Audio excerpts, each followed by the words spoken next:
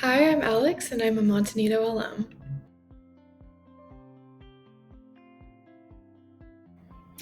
I was a client at Monte Nido Vista, which is a residential facility in Los Angeles.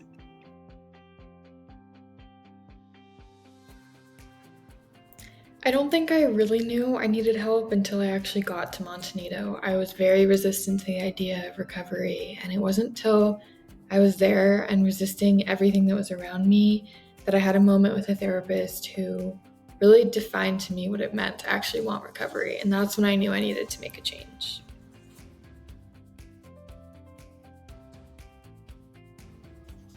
When I reflect back on my time at Monte Nido, I don't think about the hours I spent curled up in a ball, dissociating and having a panic attack. I don't think about all the meals I blatantly refused. I don't even think about the nights I went to bed hoping, almost begging, that I wouldn't wake up the next day. It's funny how, with time and space and a newfound commitment to recovery, those moments of pain that felt permanent all become a faded, slightly blurry memory. I had been in and out of treatment centers for 2 years by the time I stumbled across Monte Nido Vista. I tried it all: inpatient, outpatient, residential, PHP, IOP, and literally everything in between. I was confused. I thought I wanted recovery so desperately, but yet every time I never found it. I never really latched onto the idea of fully letting go of my eating disorder. And when I came to Monte Nido, I had no intentions of recovering. I refused all help and just showed up to get my outpatient therapist off my back and had every intention of never leaving that house alive. Morbid, perhaps, but very true.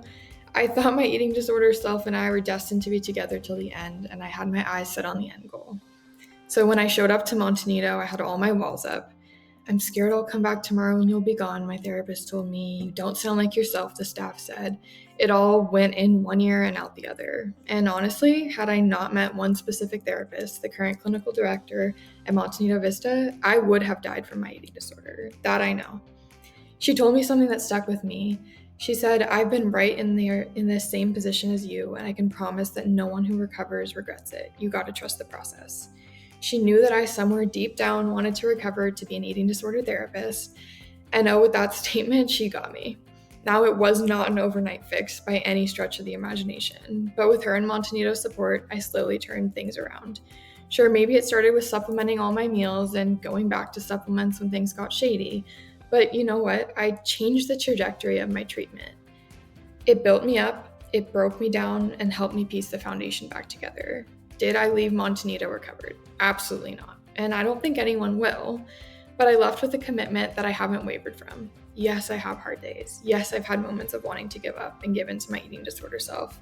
But that foundation that Monte Nido supported me in piecing back together, nothing can break that.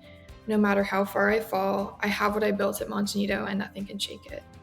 One of my most memorable moments during my time in residential was on New Year's Day.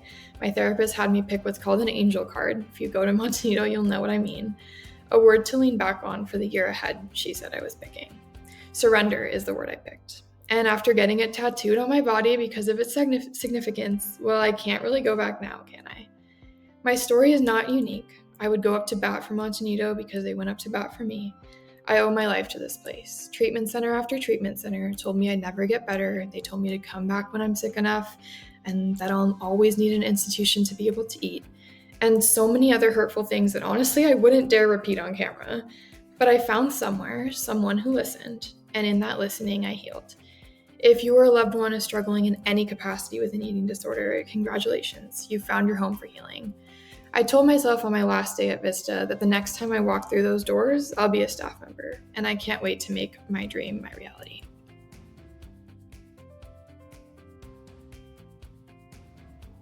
Life after Monte Nido has been a roller coaster of emotions. I don't think I would have had a life to live after Monte Nido had I not gone. And it's had its ups and downs. It has not been perfect. I don't think any recovery journey will be. But what I learned at Monte Nido has stuck with me every single day. Every single therapist that talked to me, every single client that shared their story, I learned and gathered something from it, and I've taken it with me through every day of my life post Monte Nido. The place changed me for the better, and I hope to be able to give back to others in the same way it gave to me.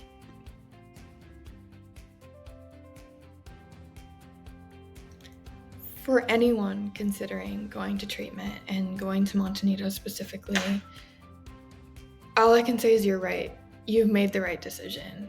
Whatever has led you in your life to land you here today to be considering going to treatment and going to Monte Nido has been for a reason. I was so confused why it never worked for me at all these other treatment centers.